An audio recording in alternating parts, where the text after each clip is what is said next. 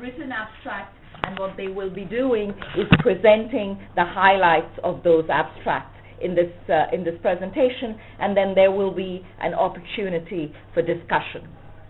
I just want to frame this whole issue of conflict and the kinds of masculinities that are both constructed by conflict and also that are perpetuated, strengthened, and legitimized by conflict.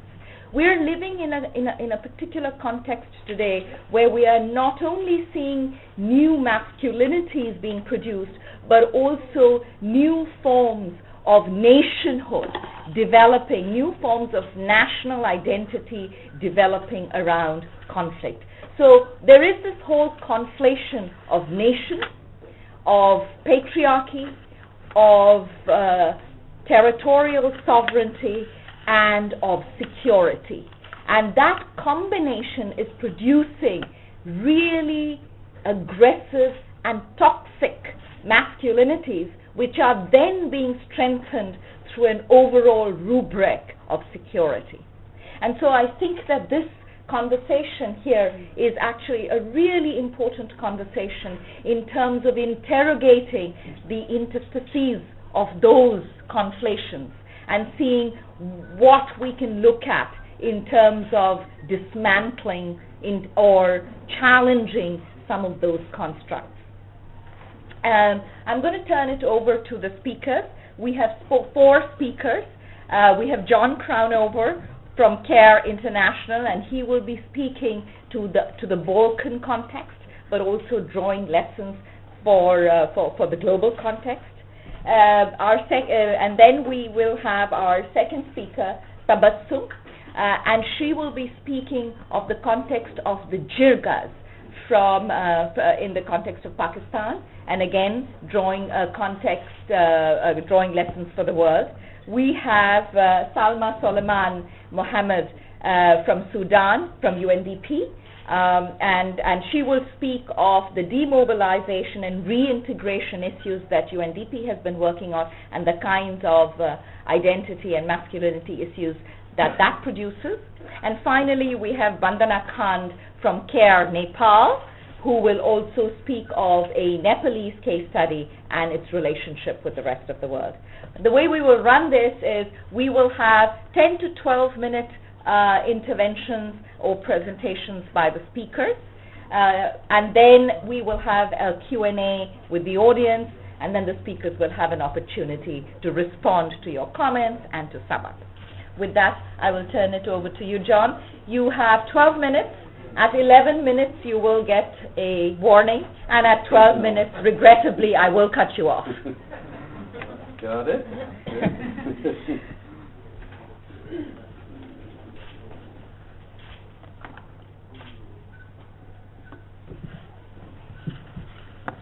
Good afternoon. Good afternoon, everybody. As mentioned, I'm with the CARE International, and mentioned that this presentation is actually based on some joint research and work being done both in the Balkans and in Northern Ireland. We've had a collaboration for the past 7 years with both an organization based in Belfast, as well as the University of Ulster and the Centre for Young Men's Studies. They are based in actually Jordanstown, University of Ulster there. So this research that I'm presenting and some of the discussion points have come out of some of this joint work that we have done together in both parts of the world. Again, I'm not sure how familiar everybody is with both the Balkans context and the Northern Ireland context.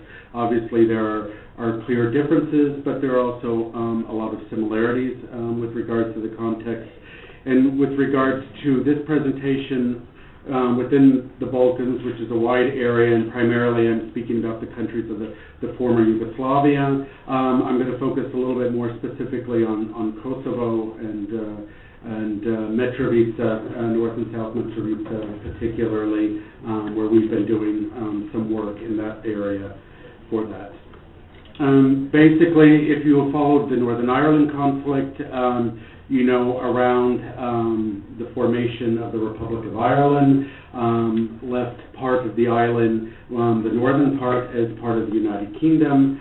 And of course, there is some division of thought by some within the context of Northern Ireland sectarian division between, largely between Protestants and Catholics, or Republicans or Loyalists, who see, differences in terms of what they see for the future of the island, whether becoming a united Ireland or staying part of the United Kingdom system.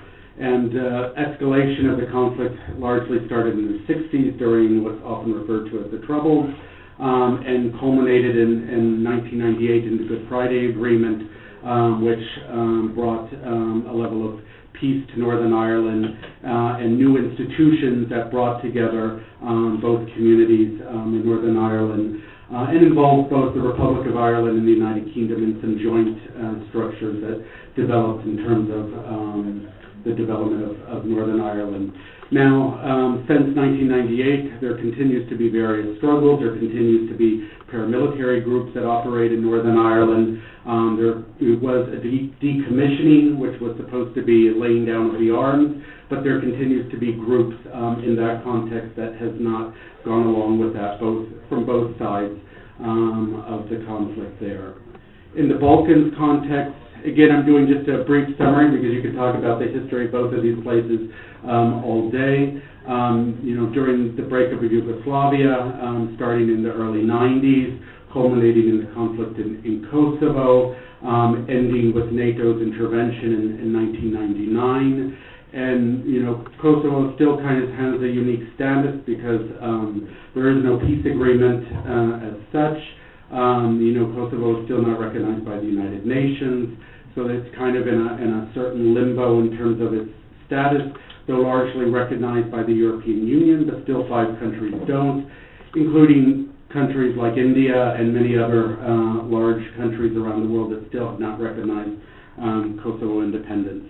So these post-conflict environments have had different impacts on communities, and certainly if you look at some of the issues that still bring instability into both communities today, issues around militarized masculinity and violence and conflict, and how young men are often drawn into that, is still very much part of the rubric of those communities, particularly.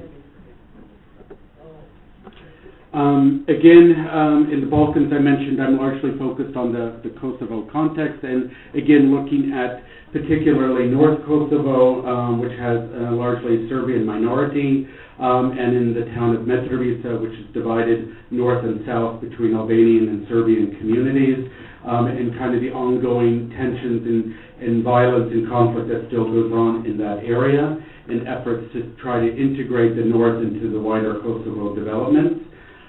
In that area, young men still see themselves very much as protectors and defenders of their community, that often when they feel there is tension or some kind of threat, in some cases from Albanians, or in some cases where they think the international community is unilaterally changing some dynamic there, often young men are mobilized by other forces in the community, largely invisible governing forces that were historically tied to the intelligence community and the police community in Serbia. Now that Serbia is somewhat cooperating in the integration of the North, that has decreased some, but there are still these kind of alternative governance structures that exist there that often mobilize the community, men, but particularly young men, when they feel threatened around different issues. And so in this context, there's a very hyper-masculine context, and really it doesn't provide room for alternative masculinities to develop, alternative ideas to develop. People are targeted in that community all the time. If they are promoting peace or reconciliation, if they have any kind of economic or political ties to the South, you still have car bombings, you still have offices that are often targeted by political by political representatives who continue to have some kind of dialogue. So there's a lot of challenges that still exist within that context, even under what's supposed to be a stability period. And again, particularly, young men are often drawn into this in various ways. Again, I don't want to generalize all young men, because certainly all young men are not, but there are certain vulnerabilities, particularly with working class young men that are out of education, out of employment opportunities, who I think we've heard several references during this conference already to these young people and some of the vulnerabilities that exist with regards to their participation in society. So we've done some research in this context with the local organization that we work with. We've done several researchers in that context with young men and with young women in that community, trying to understand some of the gender dynamics, trying to understand how violence interfaces in the lives with young men, what are some of the drivers, what are some of the spaces that young men don't feel safe in, to get a better understanding of that community context, and looking at how the different forces in that community kind of promote this more hyper-masculine ideology. And you can see it manifested in many different ways. I mean, we have a program that works in all the communities and all the countries in that region, and you can see the particularities to that area represented in many different ways, whether it's the Facebook pages of young men from that region that tend to glorify more what they see as the war heroes from the conflict of former Yugoslavia. So in that case, in that region, it's often military or paramilitary people that were, many of them in The Hague for war crimes being charged, many of them more connected to Bosnia or Herzegovina, but that these kind of glorification of these kind of what they see as military heroes in their context, or people who they felt were defending Serbian interests. In addition, you see very much this manifestation in various activities that young people are engaged into. There's a high level of engagement of young men, particularly working class young men, in martial arts and other kinds of activities. This kind of feeling that they need to continuously train and be physically fit to be able to react to whatever kind of instability or situations may be developing has also been particularly important to them. And again, a belief that violence is permissible to protect one's community often is correlating with views around gender inequality. And again, I think as Gary Barker highlighted the other day in terms of his presentation at the plenary, that this kind of connections between being exposed to violence, whether in the family or in the wider community, puts them more at risk also for being perpetrators of gender-based violence and gender inequitable attitudes and behavior as well. Again, there still continues to be a pressure that young men feel around being the breadwinners. There's high unemployment in this region, given a lot of the main industries that existed under Yugoslavia and Serbia during the war and conflict broke up. So the traditional path for employment, traditional opportunities of young men, expectations to join the military, these kinds of things that were kind of part of the structures for youth no longer exist. And that kind of contributes to some of the feelings of, identity crisis that many young men feel.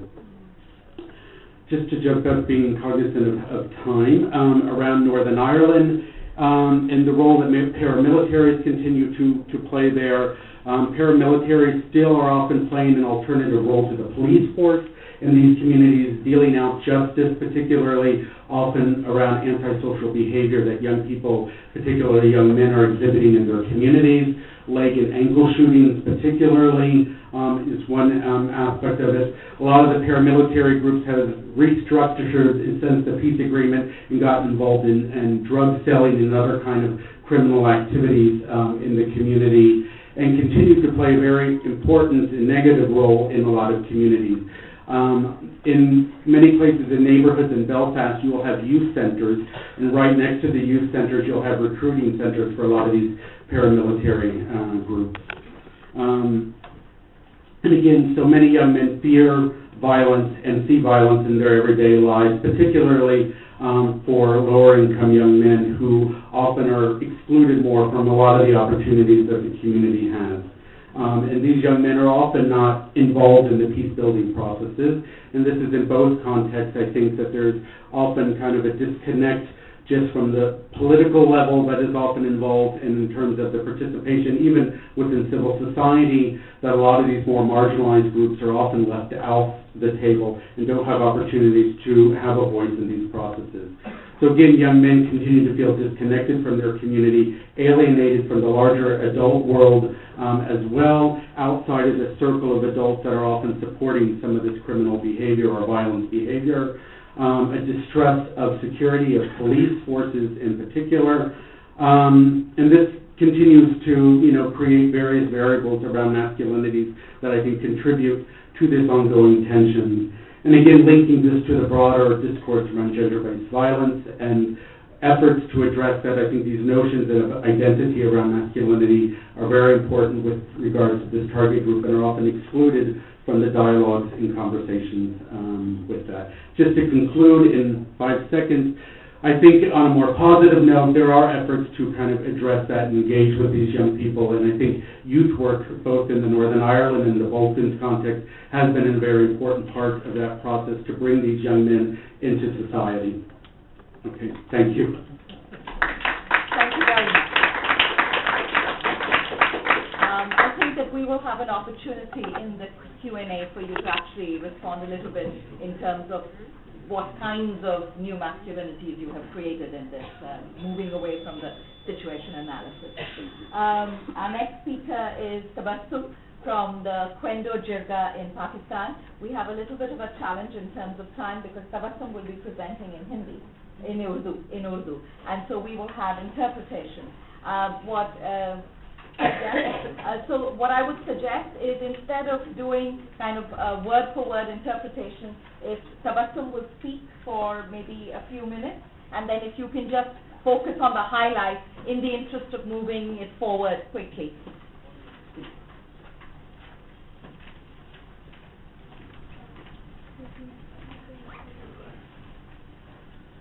There's an interpreter, right? Who is the interpreter? Yes. Yes. Thank you very much.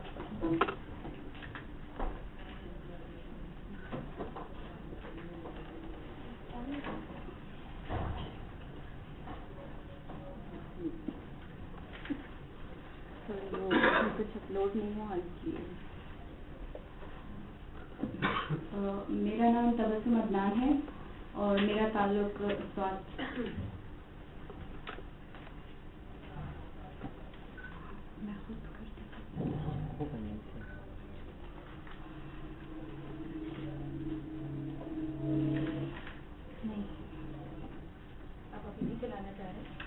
Music चल रहा है, ये इस तरह की music इस्तेमाल करना नहीं चलाना चाह रही। ऐसे ही ठीक है, शुरुआत से करते हैं। मेरा नाम तबस्सुम अदनान है और मेरा ताल्लुक पाकिस्तान से है, सवात वैली से। मैं वहाँ पर मैं first founder and chairperson of first female Jirga हूँ। Khwendo Jirga it means sisters council. पहले मैं बताना चाहूँगी कि जिरगा क्या चीज़ है। तो जिन लोगों को मेरा ख्याल है कि मेरी बात समझ में नहीं आएगी तो मैं लिखकर भी साथ लाई हूँ। The Jirga is a tribal council that mediates between the conflicted parties according to the principles of tribal justice. The Jirga is a customary judicial institution in which cases are tried and rewards and punishment are inflicted. From the outset, the use of the Jirga is limited not only to trials of major or minor crimes and civil disputes, but it also assists in resolving conflicts and disputes between individuals, groups, and tribes. It is the only vehicle by which the political administration in the tribal area dispenses justice. Jirga law is rooted in tribal customs and in the power of elders. Contrary to popular belief, the Jirga tradition has no relationship to religion. In fact, many so-called customs and interpretation of Islamic laws are based on neither religion nor tradition. Most commonly, it was the disputes related to zar, which means money, zin, it means woman, and zamin, it means land, that are settled through the Jirga. The Jirga consists of the elders of the tribe and other meets on and ad hoc events or regularly, the members of the jirga are always men, and the representation of men is not permitted. Even when women are the victims, they are not heard. In rare instances, male family members of the female victim will represent her interests, but even in such cases, all decisions are made without consulting the woman herself. Jirga verdicts are announced and carried out by social pressure. Although illegal, the jirga is a powerful institution within the Pakistan informal justice system, which is influenced by wealthy clans, biased against the women and poor, and condoned by the Pakistani police. Even state officials have used jirgas to solve criminal cases pending in court. Many jirga leaders themselves are parliamentarians or members of the civil administration or have family links to the administration. In their official capacity, they talk about human rights for all. Yet in their constituencies, they participate in tribal courts. While speaking about good governance and real democracy in one forum, in another they are handing down punishments in violation of basic human rights principles. As mentioned previously, according to jirga law, when a woman is believed to have dishonored her family, all those responsible should be killed or otherwise punished. However, the notion of honor has led to almost every act of disobedience amounting to dishonoring the family. A fact that was clearly illustrated in the case of the two teenager girls killed for visiting their grandmother without permission. This case was held in Khorasan. The jirga system condones this as it requires no evidence and does not punish the perpetrators. The reason for this is that the jirga sense of justice is not synonymous with truth and punishment, but rather with this reconciliation of the powerful and social stability and or control. This being the case, evidence and other legal principles have no place within a jirga hearing. What is important is reconciliation brought about by compensation, monetary or otherwise, including the handing over of a woman or girl. This is linked to the fact that compensation is imposed collectively on the perpetrator's family, not on the perpetrator alone. So, working in this community made me realize that men never bother about women's issues and they can't understand the real issues facing women. That's why I decided to form a female women's jirga. The struggle starts for the formation of the female jirga in the year 2012. I was alone but thoughtful. I motivated women, mobilized them. Females for the first time came out from their houses and warmly welcomed the idea of female jirga, one for women. Traditionally, these local decision-making groups have only been open to men. We felt the need of the formation. Why do we felt the need of the female jirga? We felt the need of the formation of women jirga here because in the male jirga, females are not given representation where the decisions regarding women are always taken against them.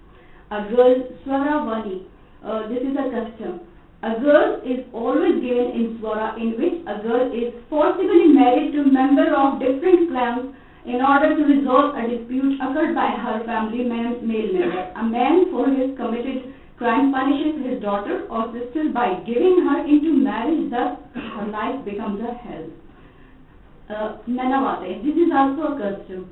There is another Pashtun tradition, Nanavate. The word Nanavate literally means going in or entering into someone's house or hujra. It is supplication for mercy and forgiveness to surrender before the other party in case the guilty party or the one who did the wrong wants to bring an end to the bloodshed and dispute in peaceful way before the badal revenge is taken. The party or individual has to go to the enemy, admit the guilt, express shame and unlikeness, so throw himself for all the guilty one on the mercy of the enemy and seek pardon. This is known as Nanavate. But nowadays, women are sent for Nanavate to settle a dispute. The woman with the holy book Quran and her brother women put their chadar veil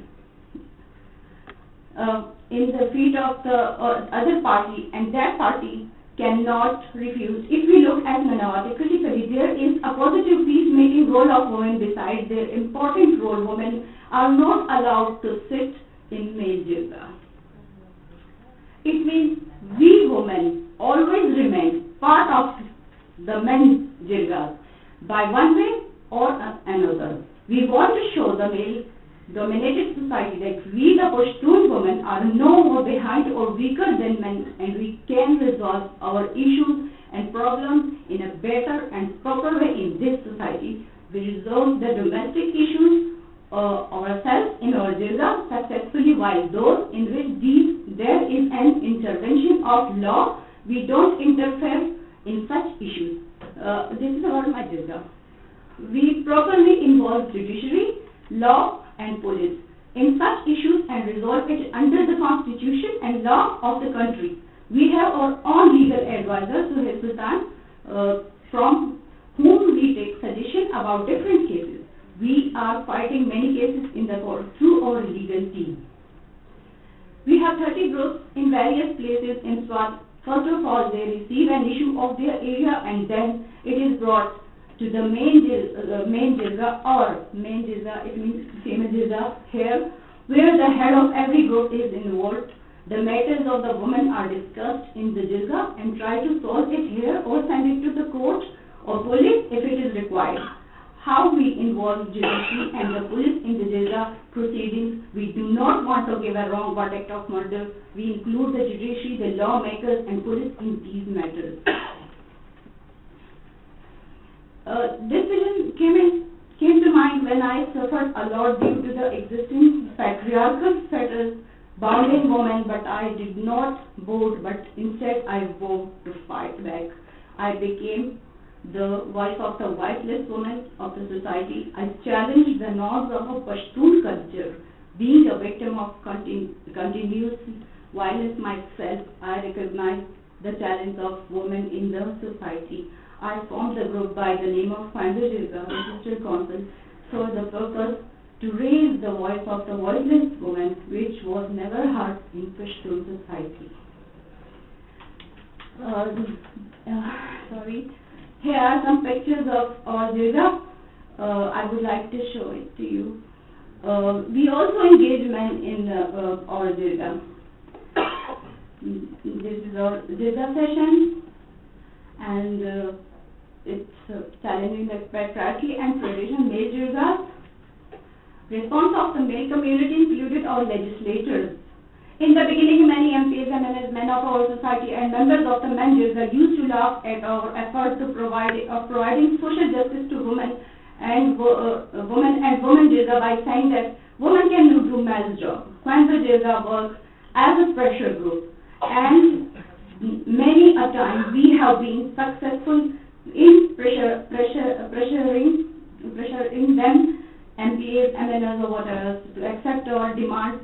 We invite them to our different programs, refer those cases to them which were to their concerns. Gradually they started realizing the importance of Khwainza jirga, even as the public prosecutor invited us to visit their office once every week to share issues and cases related to violation of women and girls' rights. So this is the response of some men jirga. Some men say the women jirga members should be beaten. I would like to play this, but I haven't time, so I'm sorry. So I have time.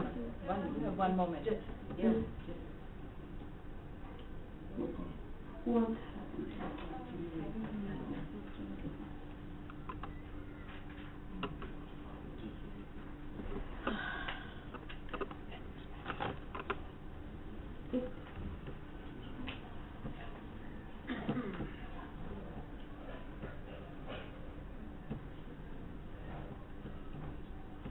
नहीं इसमें नहीं है female था चलिए खैर कोई बात नहीं आपकी टाइम वैसे पूरी हो गई है ओह सॉरी मैं जल्दी कर रही हूँ सॉरी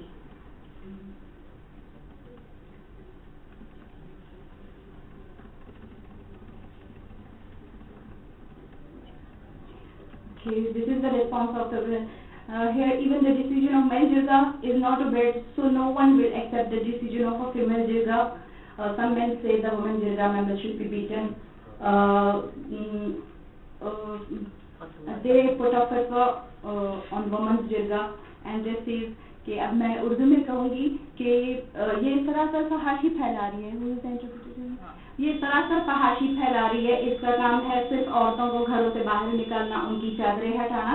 मैं ये कहना चाहूँगी कि ऐसा कुछ भी नहीं होता। अगर मैं यहाँ भी अपनी चादर हटा के बैठ जाती हूँ तो मुझे लगता है किसी को एतराज़ नहीं होगा।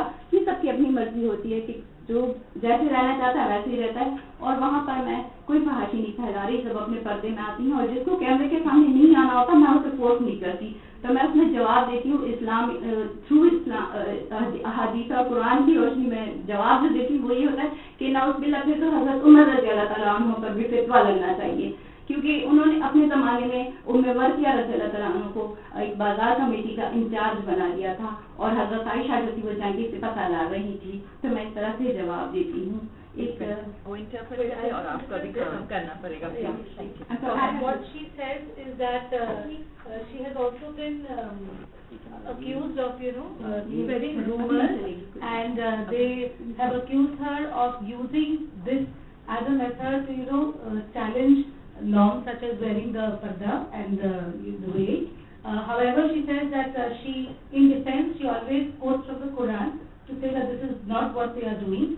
And also people are not, women are not forced to come in front of the camera if they don't wish to do it. You really have to conclude. आप conclude कर लीजिए. Last comment. आप last comment. बस कुछ है दिखाने को, मगर टाइम कम है तो मुझे conclude करना पड़ेगा. Thank you so much.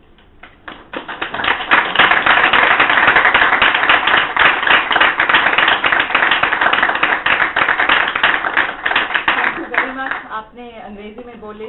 Thank you very, very much for that. Our next speaker is Salma Soleiman Mohammed from Sudan, from UNDP in Sudan.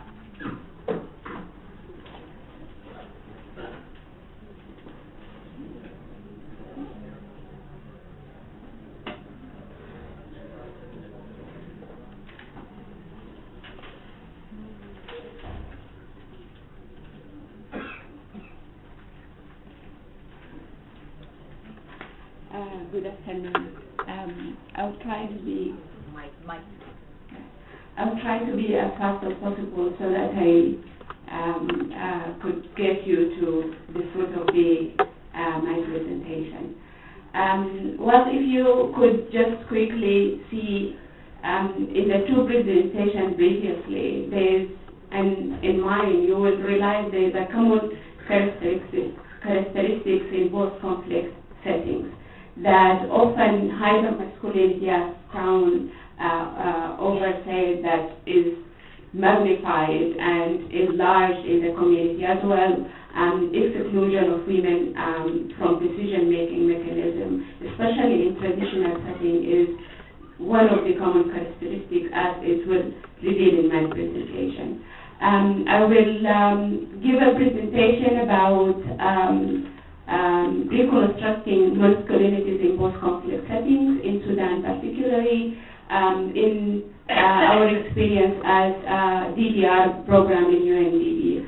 And I would like to meet quickly someone that when I met in 2010, it really was a turning point for me. This guy is called Nair.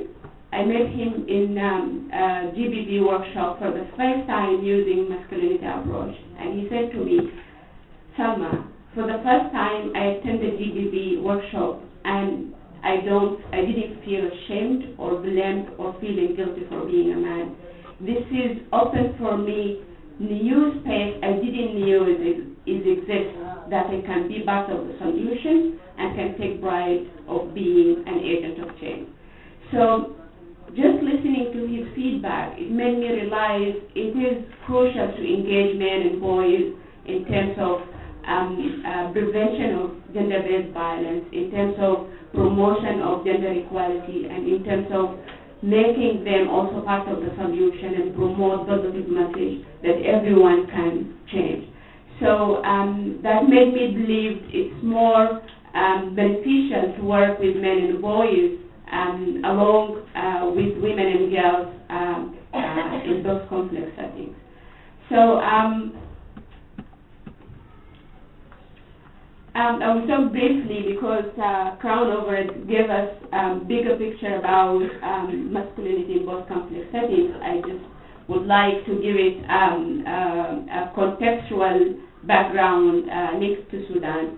So we find like hegemonic and hyper masculinities is like being enlarged and also elevated during the conflict.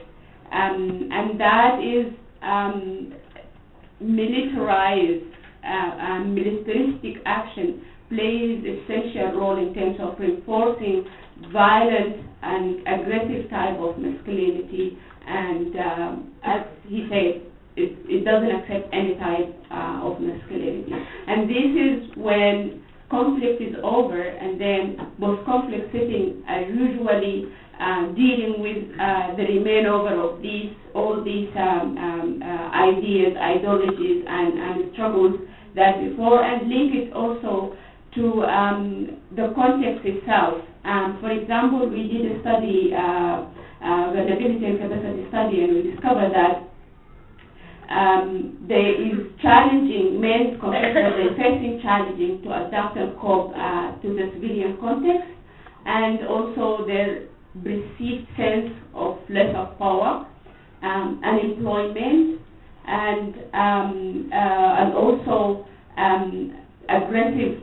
There is promotion and acceptance of aggressive version of masculinity, and also there is a social acceptance for such masculinity. So all this led to there is more gender-based violence than ever been in post-conflict areas. And also women face trauma, stigmatization, exclusion, especially among female ex-combatants, women associated with armed forces, GBV survivors, as well HIV/AIDS survivors, and also huge care burden on women. So at that sense, we decided to make our program count to all these aspects.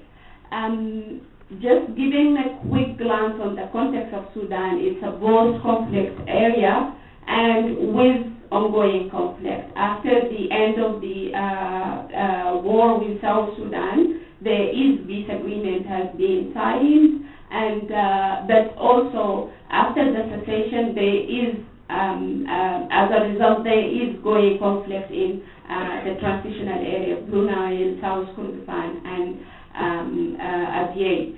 So these issues, all of it, they exist and constitute a challenge of working on post-conflict area where we operate as a DDR program. So we are addressing contextual issues, seeking durable solutions, and building for inclusive and sustainable development. This is our country and program context.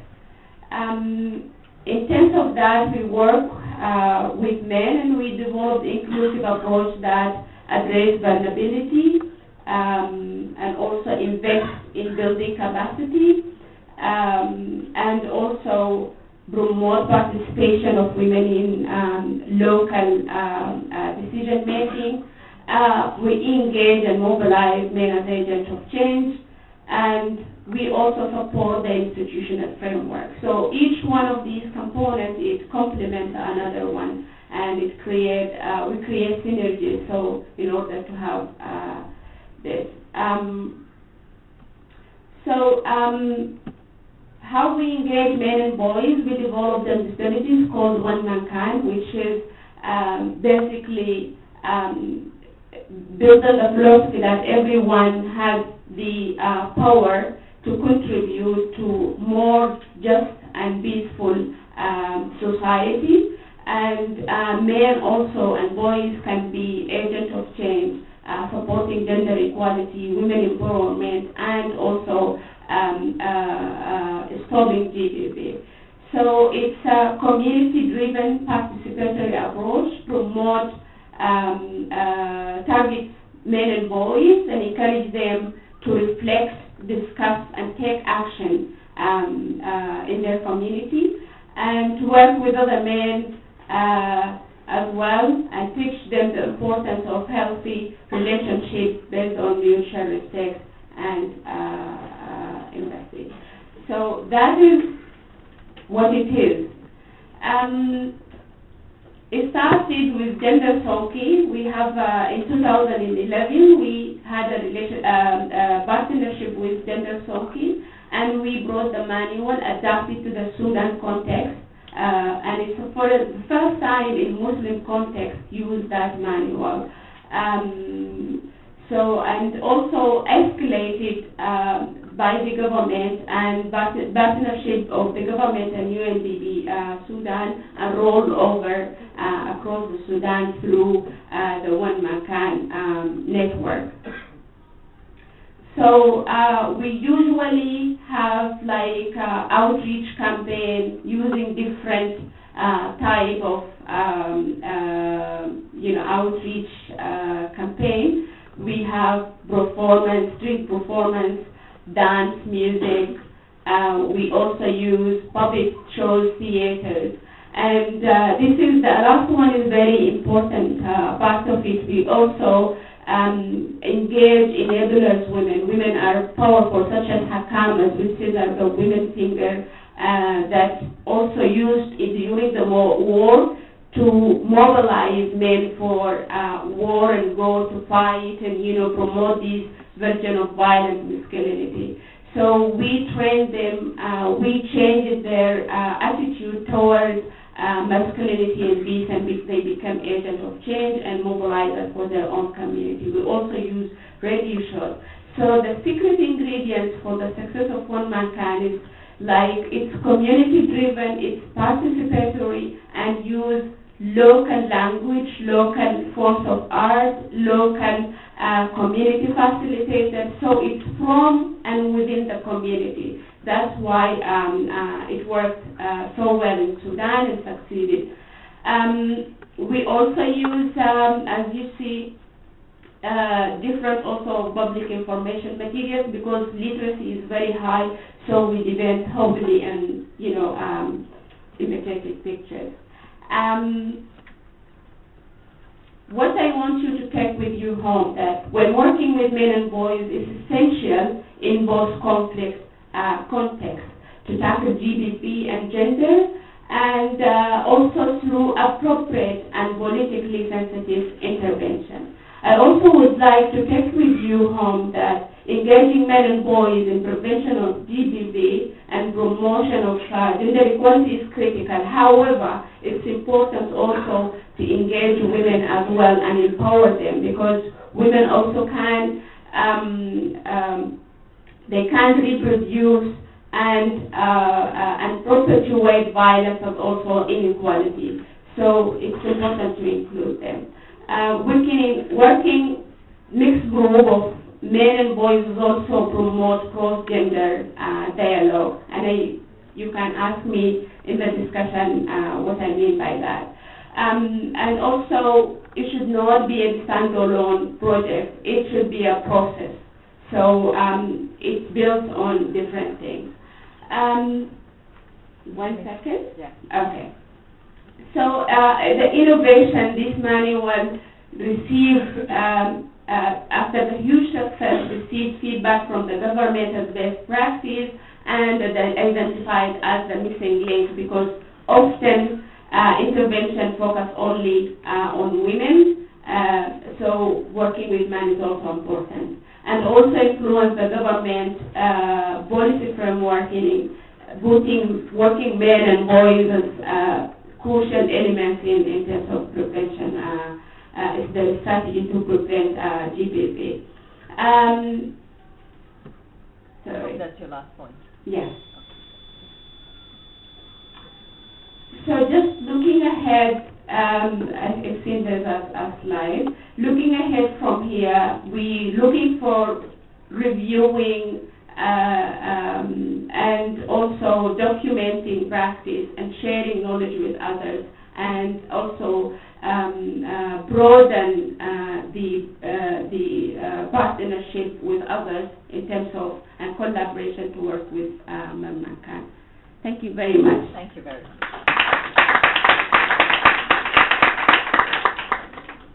Our next speaker is Bandana Khan from CARE, Nepal. Thank you.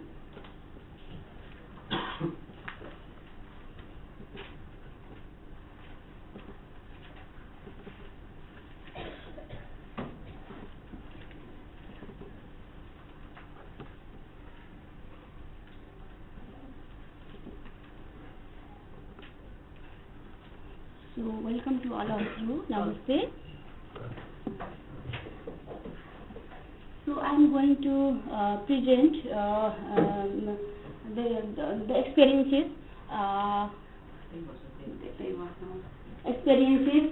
of the Satsang project, and this presentation is based on research done by CARE Austria, CARE Norway, and CARE USA. Jointly in the area of the Satsang project, which is working in 3 districts of Nepal, and there are 3 implementing partners working at the district and community level. And I would like to briefly share about the Satsang project. Satsang project is a women empowerment project which has holistic approach, and it has different strategies and components. Among them, one of the strategy is men engagement for the gender equality, for the women empowerment. So I like to highlight that we have different multi-sectoral program for the women empowerment, including that men engagement is one of the components for which we have limited resources, and also we do not have the human resources especially for that component, that strategy. And I already mentioned that this presentation is based on research conducted in Nepal and Mali.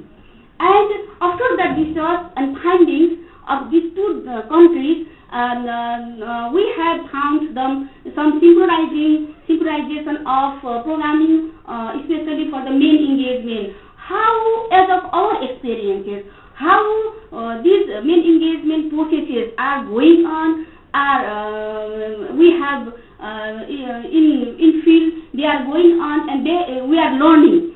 So this synchronization programming is self-realization, intimate dialogue, building the base, and stepping out and stepping up, and finally we have that 5th element is alliance for the advocacy. So before go to the this elements in detail, I would like to show you 4 minutes video which is the same work we are doing in district level and community level, household level. So maybe I hope it gives some reflection of those our work, our experiences, our process. Then I will go in detail.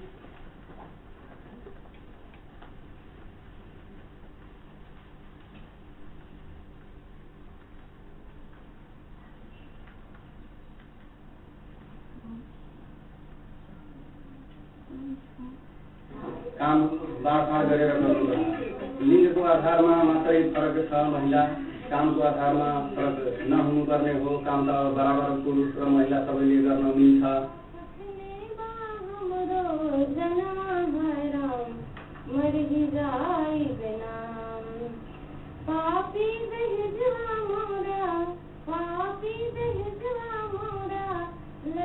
तालिम पाएपछि अनि बुझियो कुराकानी, त्यहाँ गएपछि लैङ्गिक समानता, लैङ्गिक विभेद भन्ने बारेमा बुझाइ भयो। अब मान्छेले बनाएको यो हो भेदभाव हो, प्राकृतिकले बनाएको त लिङ्ग मात्रै फरक छ भन्ने कुरा त्यहाँ प्रस्तुत भयो, त्यो बुझियो। त्यसपछि आफ्नो मनन चिन्तन गरियो कि यहाँ हो हाम्रो बिचमा, हाम्रो पनि बिचमा अलिअलि छ जो हामी घरैमा बस्ने, घरैमा सीमित रहने, घरै काम गर्ने, अब यहाँले बाहिरतिर काम गर्ने, अब विदेश जाने, इन्डिया जाने, अब अरू संस्थान जाने, तालिममा जाने, यहाँको धेरै हुन्थ्यो। अब हामी घरैमा सीमित रहन्थ्यौँ, घरै काम गर्ने, खाना पकाउने, भाँडा माझ्ने, कपडा धुने मात्रै हाम्रो काम हुन्थ्यो। तर उहाँले आएर त्यति गर्दै जाँदाखेरि थोरै थोरै गर्दा हाम्रो पनि चेतना बढ्दै गयो। हामीले पनि तालिम लिनुपर्छ, हामीले पनि महिला भए पनि बाहिर जानुपर्छ, हामीले पनि केही गर्नुपर्छ भन्ने हाम्रो पनि आँट आउन थाल्यो। तालिम लिएर आयो, बाँडीचुँडी काम गर्न थालियो। अब समाजले त पहिले खेती गर्थ्यो, गऱ्यो, धेरै दिनसम्म खेती गऱ्यो, तर हामीले त्यो काम गर्दै गयौँ। मिलिजुली हामी खुसी छौँ, हाम्रो घरमा हाम्रो परिवार खुसी छ, मिलिजुली गर्दा झन् रमाइलो लाग्यो हामीहरूलाई।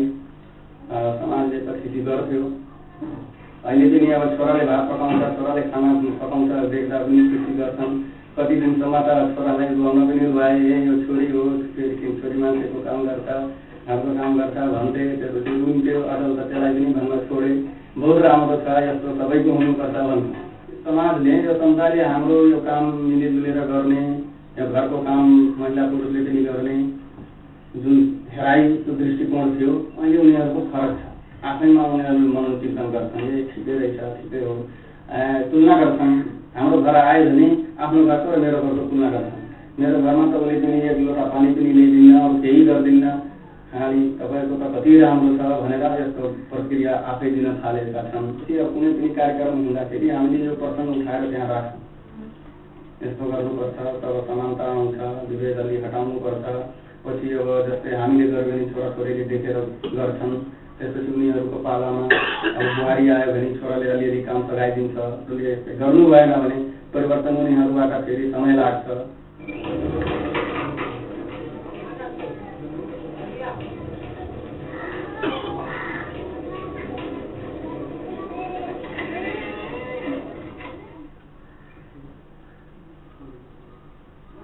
नमूना पुरुष अभियान करनी हुई, हमारे में हमारा लाग रहा है, निरंतर भीगे रहता है, कितना बदलाव है, कितना लोग परिवर्तन है, आप लोग कहा नहीं बढ़िया है, उतना कम नहीं है, ज्यादा है। इस सब कैसे सभी तीन समूह बनाव से धीरे धीरे हम समावेश करा गए।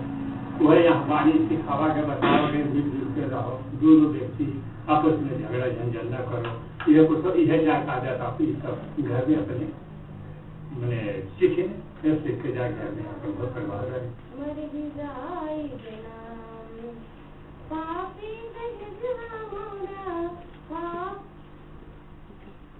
So thank you for your attention, and so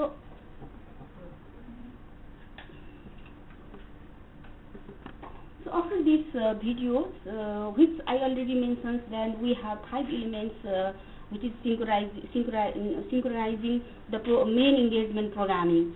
So I am not going to talk in more detail how the self-reflection of individual level, being a main campaigner, being a supporting man, it is very much impressive, and it is a turning point of the main campaigner and supporting man.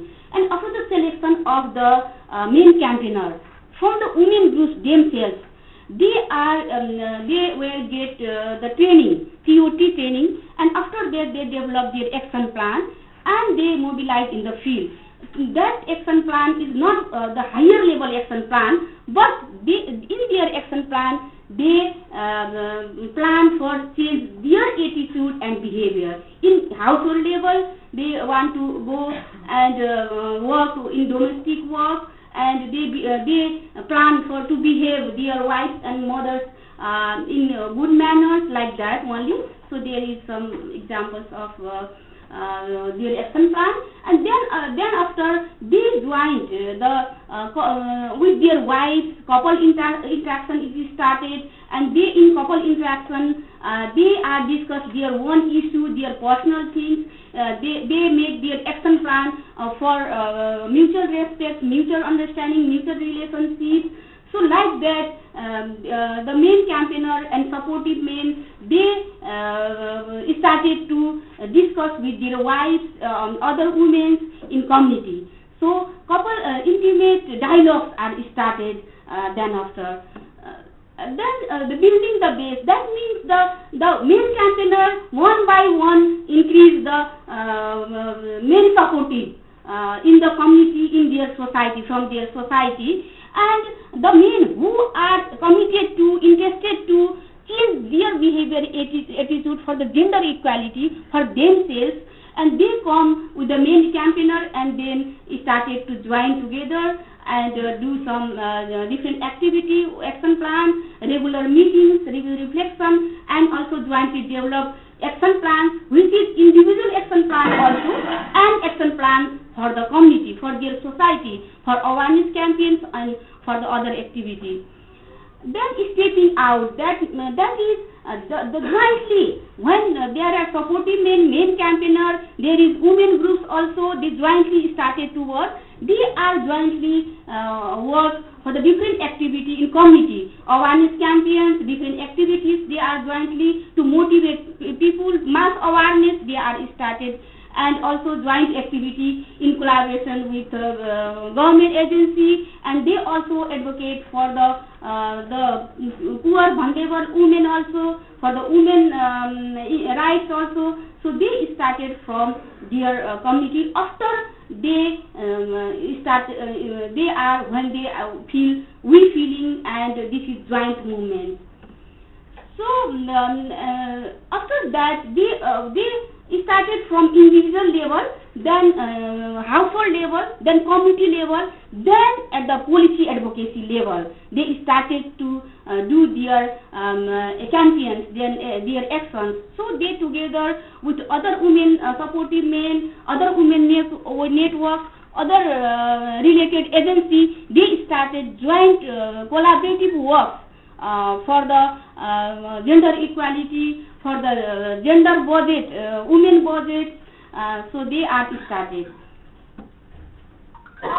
So this is not much detail, but I would like to share here, we have some experiences, sub-program, which we like to continue the base of our experiences, best practices, learnings, and we want to add more differently, want to work more differently for the betterment of the this main engagement, for the women empowerment, for the gender equality, as of our learnings, our experiences. So these are the things what we do the same and what we do differently. So I think I do not have more time. So what I already presented, that what we like to continue in similar way, same way in our community in district is just like the action plan developed by the main campaigner themselves, the supportive men themselves. It is very good to change their behavior attitude, which we like to continue, and may be helpful to other organizations, other agency also who like to initiate this main campaigner activity. So at the same time, we like to aid, we like to do more, just like we do not have the manuals, IAC materials, because the supportive men are illiterate. That's why we like to just add more. And in conclusion, I would like to share our experiences that men engagement can work for women empowerment and gender equality. Our experiences, our tools, our social mobilization processes, it is working for the gender equality because of the men engagement in our project. So we have some highlights, some images.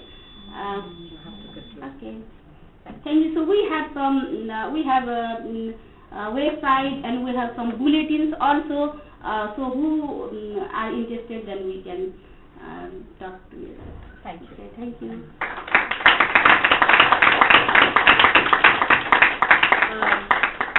And with that, I'm going to turn it over to the House for any questions and discussions.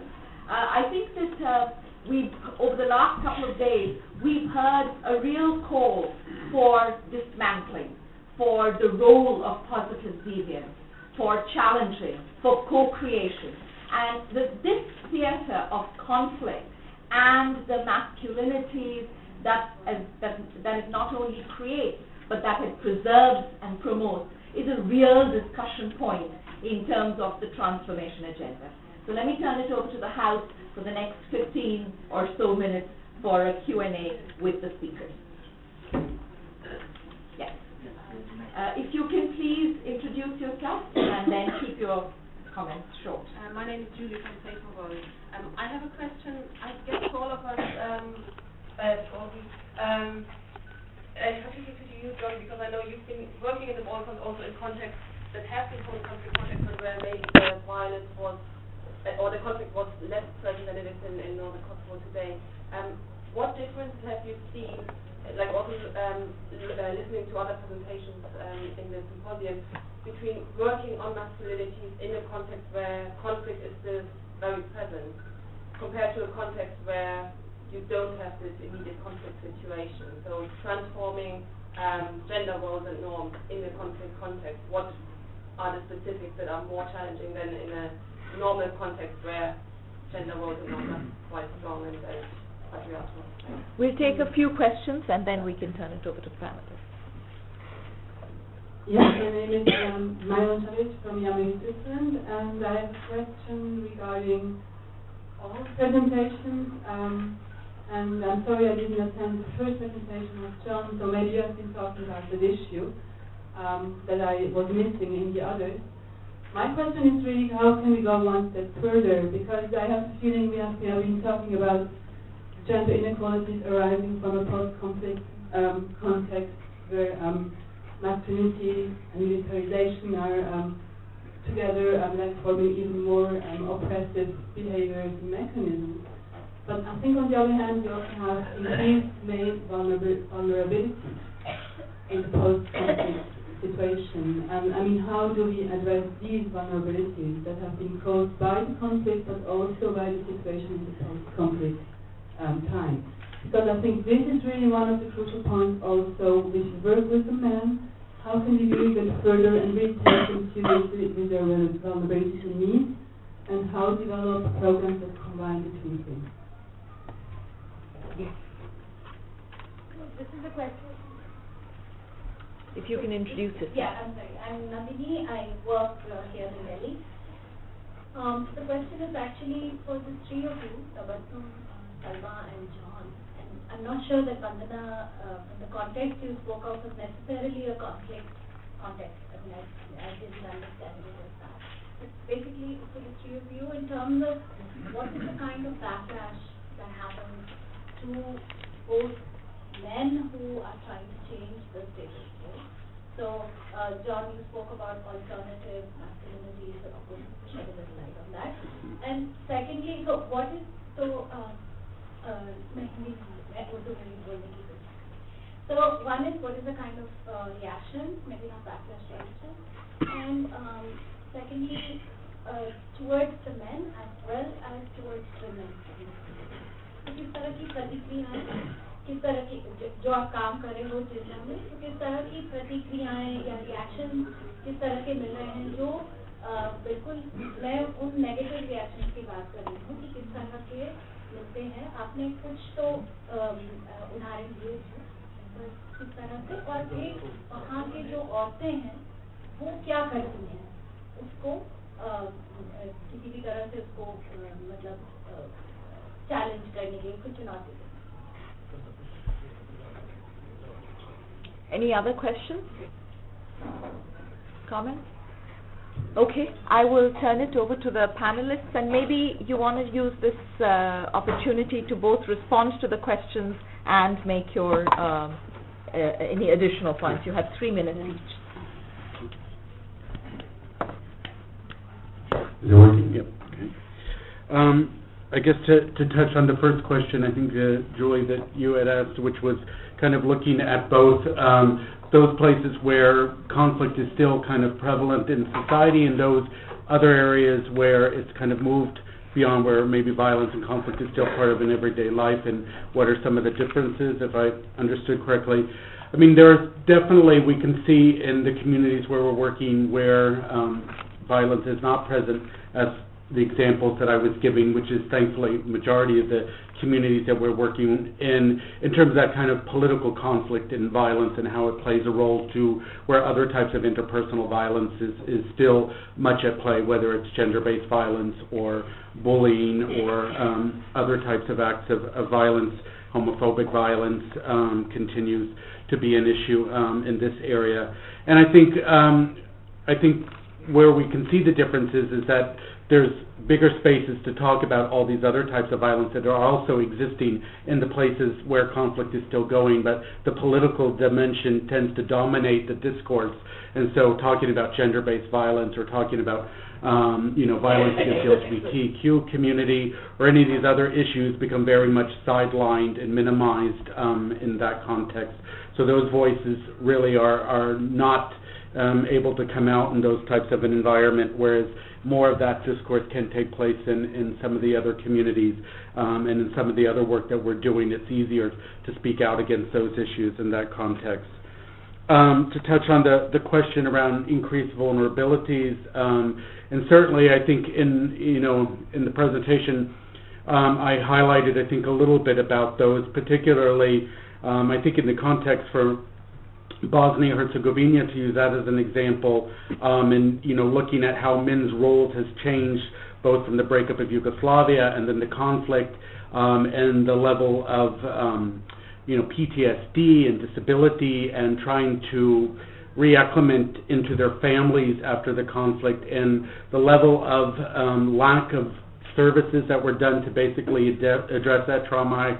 I read one report that highlighted the level of depression in the country at really astronomical levels, and I think a lot of it connects that there really was no kind of post-conflict period dealing with some of these vulnerabilities in a sustainable and really integrated way. So I think if you look at how the conflict impacted vulnerabilities, we're still dealing with the aftermath and how that impacts violence against women and family violence in general, violence against children as well in that. So I think that is not being addressed to the level that it should be addressed in that region, particularly in the Balkan region.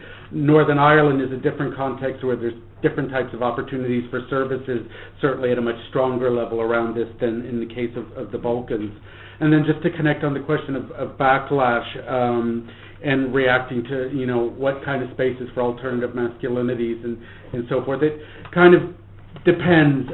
Traditionally in terms of, talking about promoting peace and or kind of more peaceful visions communities, there's generally been a little bit more acceptance when women are doing it than as men are doing it, because it's challenging. There's a stereotype that that's something that women talk about, peace and trying to resolve conflict, and that men have to be the defender, so they have to deal more with the reality. So there's often less acceptance of men in the communities doing that, and the expectations that they have to be the defenders with it. So there's, I think, a little bit more attacks against men who come out in the community with regards to speaking out and demonstrating alternative masculinities in that sense, whether it's speaking out particularly around the conflict or whether it's speaking out on issues around LGBTQ.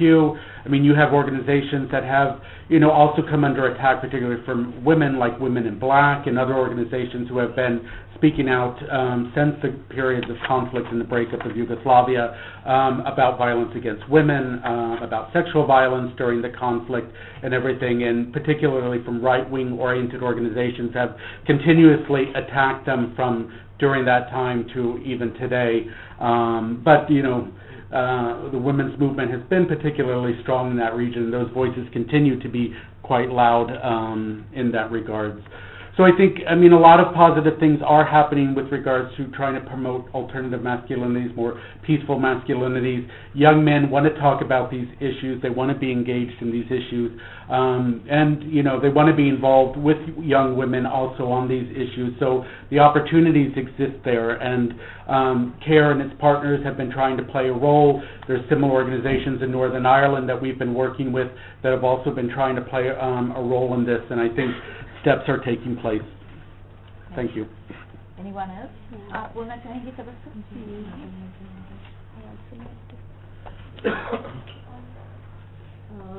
आपने सवाल पूछा कि वहाँ पर negative reaction का होता है तो औरतें क्या करती हैं और या फिर हम उसका जवाब कैसे देती हैं।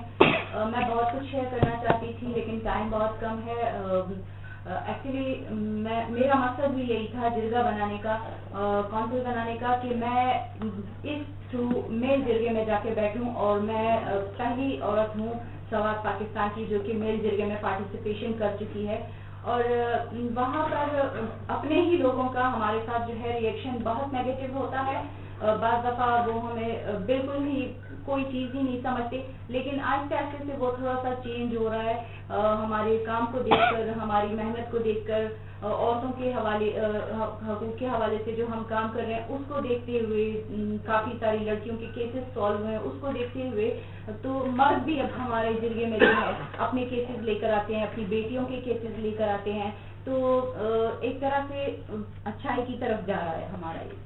Just to translate, what she says is that they did face backlash initially and they were devalued greatly, but slowly there's been a change in the attitude of the men, seeing their successful work, and nowadays they have men who themselves are bringing cases of their daughters to the jirga that they run. I will just have a quick reaction to the 3 questions being raised, and this is from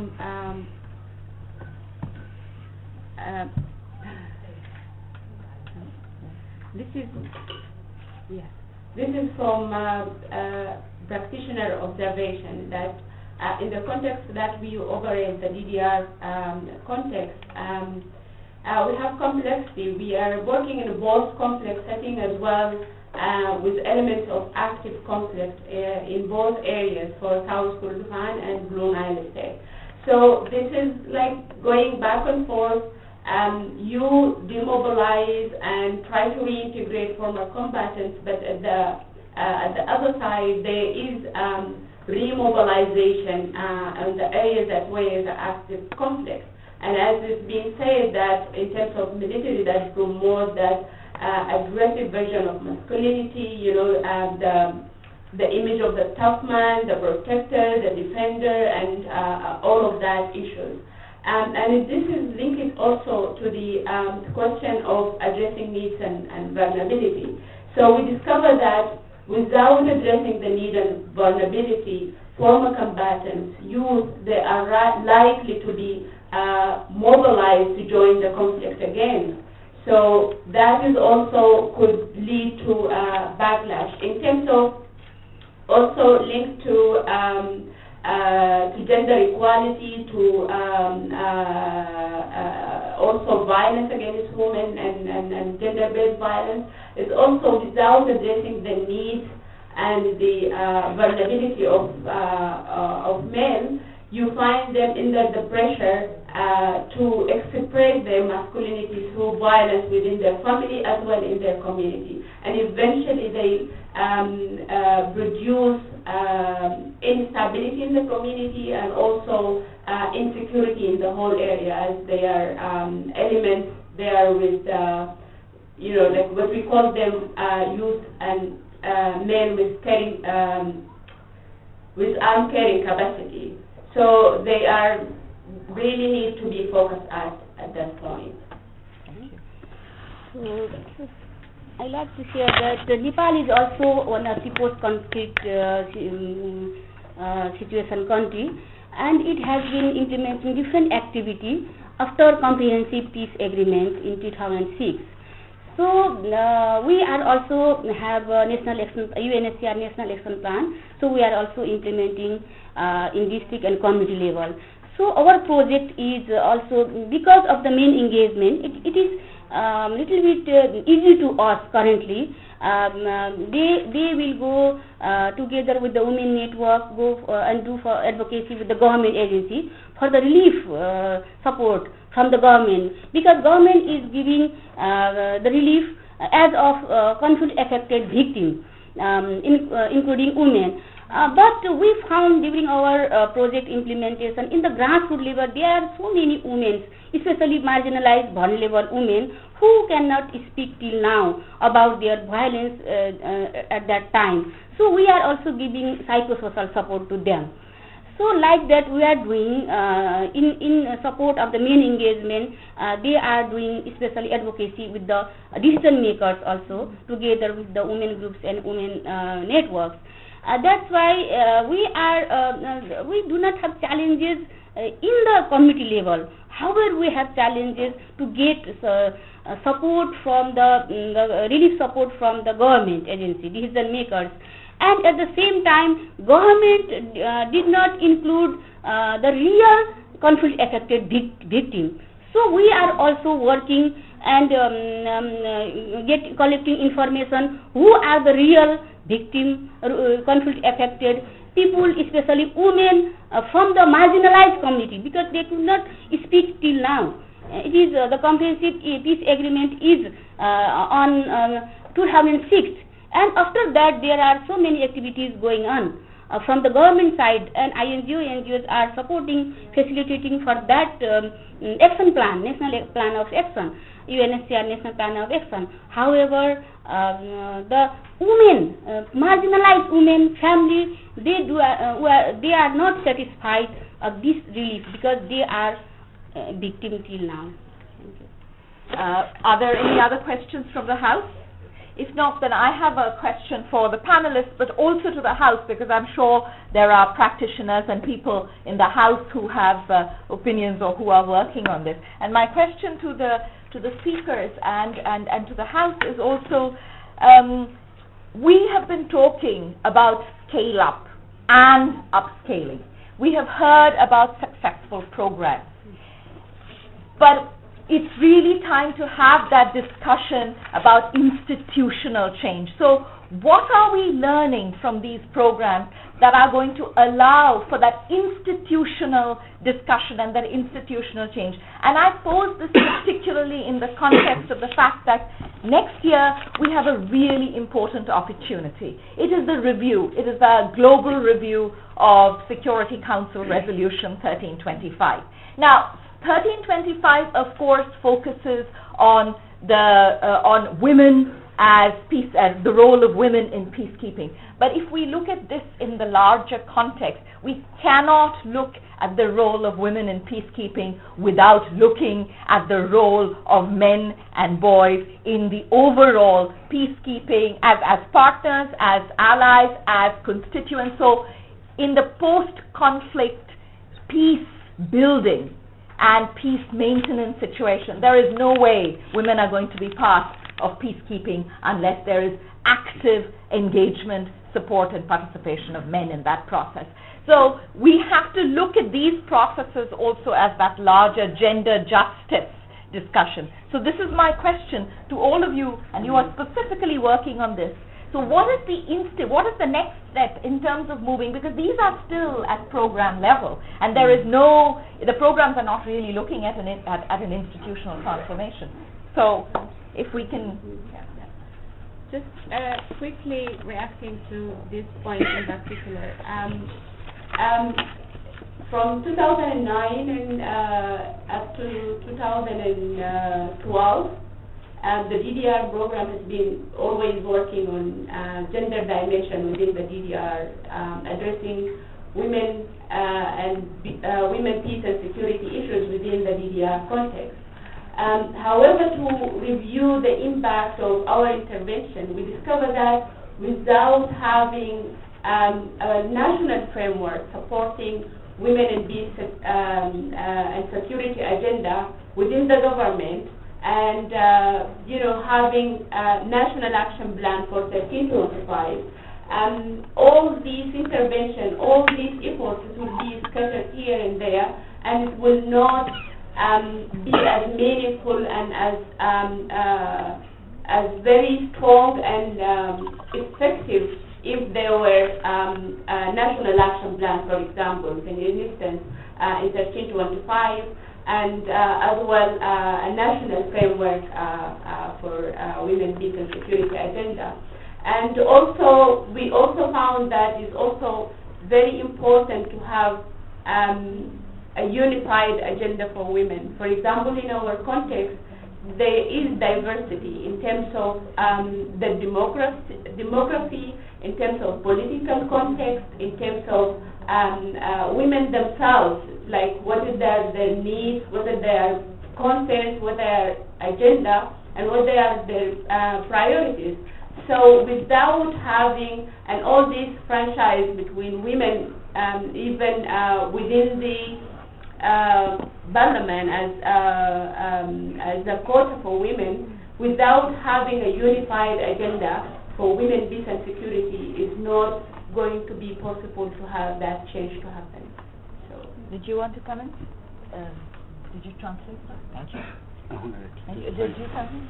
And then Tabassum, if anything. Particularly on the institutionalization and trying to look and address issues around scale-up, just to say one of the things that we've been trying to address, and it was something that we also called out for at the London Summit on the prevention of sexual violence in conflict, was the integration in school curriculum issues around dealing with gender equality, gender-based violence, and kind of really tackling some of these issues where we've been focused on secondary schools, but really you need to start introducing this also in primary schools with this, and how this can be integrated in, and also to look at how you tackle, of course, out-of-school youth, because in many cases a lot of the young people that we're also dealing with are not in school, have been dropped out of school, but to how you can institutionalize programs that are presenting, positive masculinities, addressing issues around consent and sexual violence against women, and addressing really all the issues around gender inequalities. And we see that the education system is one of the places where the government can play an important role and be accountable for, in terms of how messages are being delivered, and trying to reshape the educational system in a way that is promoting gender equality. आपका सवाल था कि जो सरकारी महकमे हैं उसमें किस तरह से तब्दीली ला नहीं, मेरा सवाल ये था कि ये अभी प्रोग्राम्स हैं, अब अभी जो ज़रूरत है वो है कि सिर्फ सरकार नहीं, लेकिन पूरी इंस्टीट्यूशनल जो स्ट्रक्चर है, किस तरीके से उसकी बदलाव ला सकते हैं. और आपने जो कहा, and I want to just actually talk about this a little bit. I think that the example that Tabassum used was really interesting, because what she looked at was, she took a conventional space and actually turned it around. It was a very, very effective subverting of a conventional space and using it to create an alternative advocacy mechanism. मैं ये बोल रही थी कि आपने एक traditional concept लेकर उसको एकदम पलट दिया और उस तरीके से, लेकिन although it was more focused on women's empowerment, and this conversation is about engaging men, but still the idea of using that subversion, उस बारे में उसको मैं यही पूछ रही थी कि वो इंस्टीट्यूशनली किस तरीके से ट्रांसफॉर्म हो सकता है. So I would like, please. Because we are implementing UNHCR 1325, 1820 National Action Plan in mostly in central level. In our context, I am sharing our Nepal context. Then, so we have to localize at district and community level, that so that we can give justice to women and for the peace and security. And at the same time, we have to involve the youth and school students for this movement. That's why we can extend, disseminate our activity since the youth age and since the children age. That's why they can do more support and their family and community. Likely our organization like Care Nepal, so we have to do more raise voice, lobby, advocacy with government organization, because we have so many policies, so many guidelines in Nepal, but these guidelines, policies are not been implementing effectively at the community level especially. They are in most of the policies are in central level only. That's why CARE Nepal, CARE is also one of the organizations who can introduce that. Thank you. I would like to, हम अपने माशरे में इस तरह से तब्दीली ला सकते हैं सरकारी महकमों में भी कि मैं समझती हूँ हमारी औरतों से ज़्यादा हमारे मर्दों को अवेयरनेस की ज़रूरत है, क्योंकि हम अगर एक औरत को समझा भी देते हैं घर में तो वो समझ के बैठ जाती है, वो अपने मर्द को वो बात नहीं बता पाती और ना ही उसका मर्द वो मानने को तैयार होता है। तो चेंज के लिए हमें सबसे पहले मर्दों में अवेयरनेस लाने की ज़रूरत है। और वहाँ पर एक ये भी तब्दीली आई है कि हमारे MPs, MNAs जो भी हैं सारे जो है हमने पहले उनको कभी देखा नहीं था, लेकिन ये भी मेरा एक इनिशिएटिव है कि मैंने बाकायदा उनसे लॉबिंग की है, ख़वातीन को बुलाया, उनके सामने बिठाया और उनसे कहा कि हमारा हक बनता है, हमने इनको वोट दिया है कि ये हमें बताए कि ये हमारे लिए इस महकमे में क्या कर रहे हैं, इस महकमे में क्या लेजिस्लेशन हो रही है या फिर हमारे राइट्स के लिए क्या लेजिस्लेशन हो रही है। तो मैं समझती हूँ कि हम इस तरह से भी ये तब्दीली ला सकते हैं। Any other questions from the House? Shall I translate that thing? Yes, please. Sorry. So what I was saying is that, rather what the person was saying, was that she feels that it is more important to have men more aware and work on building awareness of the men. Because if a woman is made aware through discussion, she would just come home and sit and it wouldn't really change anything. Therefore, she feels it's very important to work with men to build greater awareness among them. And she's also used the course of the legislature. So what she's done is she's engaged and advocated with the MPs and a member of parliament in her country. Most people did not recognize or even know their member of parliament or legislative assembly members. But after her intervention, they have started demanding for accountability from the elected representatives, saying that, you know, they were responsible for answering to the questions and bringing about a change. So she feels a systemic change is possible if elected representatives are also made a part of this process. Thank you very much for that. With that, we'll come to a close of this session.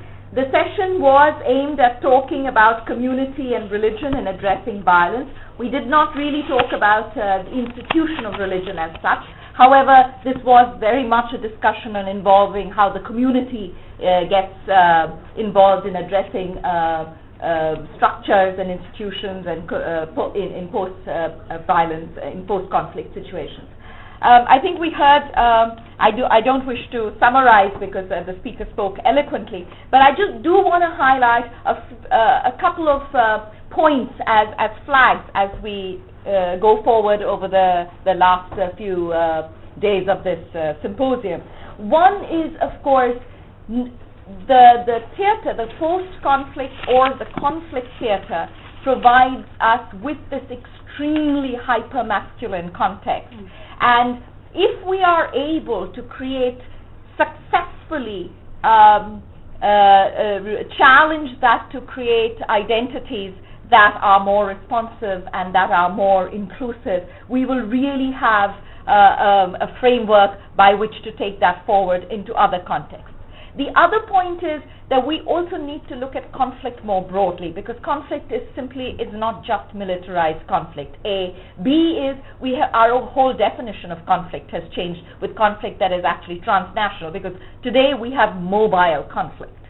So that whole idea, therefore, of new identities that will then traverse borders and that will be mobile in terms of, and we use this, as was the discussion in the plenary this morning, that we use the forces of globalization to also be able to promote these new constructs of identity. And I think that would be a really interesting thing to look at, and also to see how we can look at policies that will, and that is really about the institutional transformation in that sense as we go forward.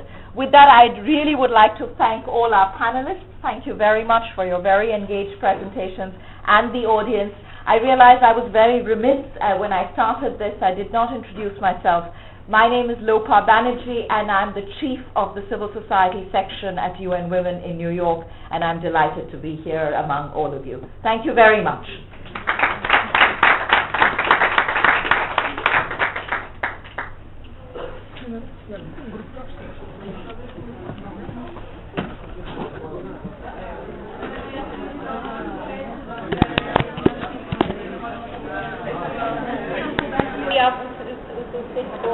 ये abstract वाला था